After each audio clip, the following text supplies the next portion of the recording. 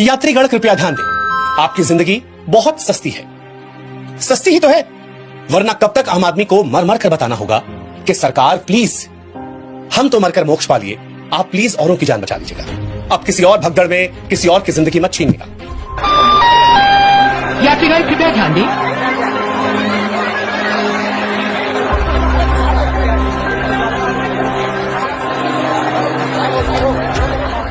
हाँ सस्ती ही तो है, तभी तो पूरे देश में सबको पता है कि 50 करोड़ श्रद्धालुओं ने गंगा में डुबकी लगा ली।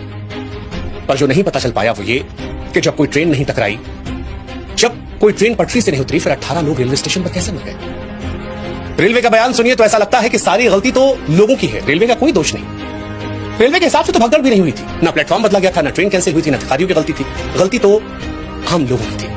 वो लोग जिन्हें कुंभ नहाकर मोक्ष पाने संगम जाना था, वो देश की राजधानी के सबसे वीआईपी स्टेशन पर सिस्टम, सरकार की बदइंसामी और लापरवाही के हाथों प्लेटफॉर्म पर ही मर गए। बड़ी हैरानी होगी ये बात जानकर, हैरानी होगी आपको ये जानकर कि प्रधानमंत्री आवास से नई दिल्ली रेलवे स्टेशन की दूरी महज 5 किलोमीटर है, समय केवल 20 मिनट। रेल भवन से नई दिल्ली रेलवे स्टेशन की दूरी केवल 4 किलोमीटर है, समय 15 मिनट। राष्ट्रपति भवन से नई दिल्ली रेलवे स्टेशन की दूरी 5.25 किलोमीटर है, समय लगता है केवल 20 मिनट। और जिस संसद में खड़े होकर अब तक रेल मंत्री ये दावे करते रहे कि दिव्य कुंभ के लिए भव्य इंतजाम रेलवे ने कर रखे हैं, उसी संसद से केवल 3 किलोमीटर दूर नई दिल्ली रेलवे स्टेशन के प्लेटफॉर्म नंबर 14 की सीढ़ियों और प्लेटफॉर्म नंबर 16 के एस्केलेटर के पास प्रयागराज जाने वाले यात्री भगदड़ हुआ है। सबसे हैरानी की बात यह है कि यह हादसा किसी कस्बे के छोटे स्टेशन पर नहीं हुआ है।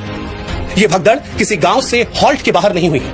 ये मौत की चीखें किसी दूरदराज के प्लेटफॉर्म पर नहीं उठी है। रेल मंत्री जी, आपकी नाक के नीचे देश की राजधानी नई दिल्ली के सबसे वीआईपी रेलवे स्टेशन पर ही सब कुछ हुआ है, जिसे आप और आपका रेलवे भगदड़ तक बांधने में 3 घंटे लगाता रहा। जनता की मौत पर बचाव का लिजलिजा, बदबूदार काला कंबल, सफेद लिहाफ लगाकर देने की कोशिश रेलवे ने शनिवार रात कैसे की, ये जरा आप देख लीजिए।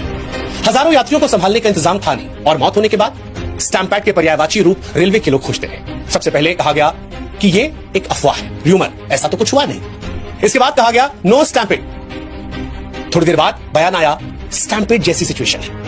फिर एक नया तुर्रा आया कि भाई साहब भीड़ बहुत ज्यादा है, लार्ज क्राउड। उसके थोड़ी देर बाद ह्यूज रश, और आखिर में सिचुएशन अंडर कंट्रोल बताकर वीडियो दिखाकर 18 मौत को सन्नाटे में दबा देना चाहा। लेकिन रेल मंत्री साहब, सब कुछ पावर पॉइंट प्रेजेंटेशन से नहीं होता है। सभी को पता था कि 2 हफ्ते से वीकेंड पर कुंभ के लिए प्रयागराज जाने वाले भक्तों की संख्या बढ़ जाती है। सभी को इस बात की खबर थी कि रेलवे स्टेशन पर बहुत सारे श्रद्धालु लगातार ट्रेन में किसी तरह भरकर, किसी तरह ठूस कर टॉयलेट के पास बैठकर संगम नहाने जाते हैं।